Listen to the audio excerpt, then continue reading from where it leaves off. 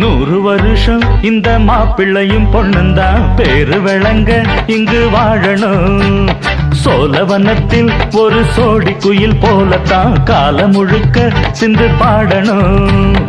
ஒண்ணுக்கொண்ணு பக்கத்தில பொண்ணு புள்ள நிக்கையில கண்ணு படும் மொத்தத்தில கட்டழக அம்மாடி என்ன சொல்ல. 100 வருஷம் இந்த மாப்பிள்ளையும் பொண்ணுந்தான் பேரு விளங்க இங்கு வாழணும்.